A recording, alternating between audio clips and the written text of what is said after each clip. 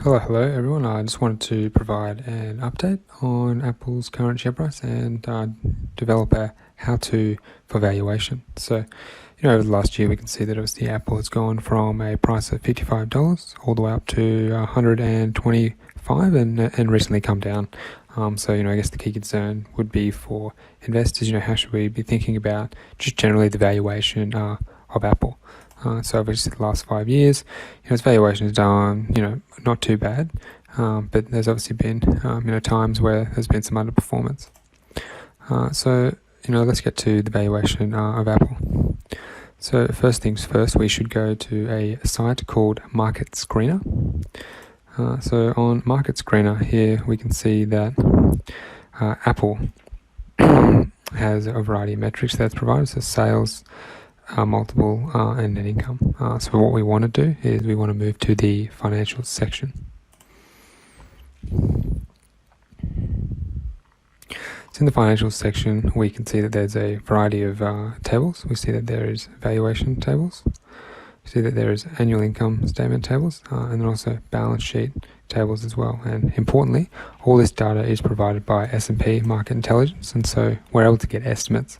I believe that these estimates are more reliable than Yahoo Finance, and as a result, we should be using these. So if we drag all these estimates into the following spreadsheet, we can see that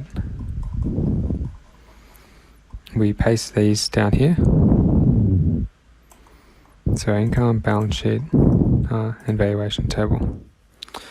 So this spreadsheet, and happy to also email this to anyone who would like it, provides a quick valuation for any company that you're looking to test. So here we can see that we have actual numbers, and we have our forecast numbers. So we have our P&L section here. We can see that we've got sales, EBITDA, EBIT, net income, EPS. So we can see that from FY18 to 20, this grew at about a 7% top line, 9%, and we forecasted in a 5%. So as for FY 2013, 2014.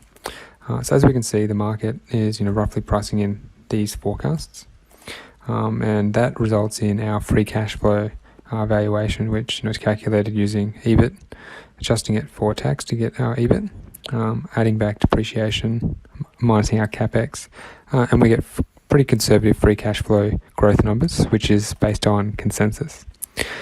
Here in the outer years of our 5-year model, we've also assumed that these margins maintain the same, and that's obviously up for debate, but just for the simple case of trying to value this business, we've assumed that.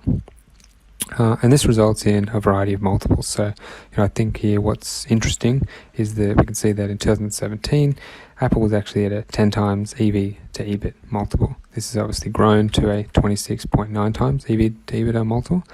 And that's obviously, a lot of margin expansion for the business in this lower rate environment. And that's obviously important. We can see in 2017, it traded at 9 times. And so the valuation, is quite stretched from a valuation perspective. So as a result, we have here a set of sensitivity tables that have been constructed for the valuation. So if we zoom in on these,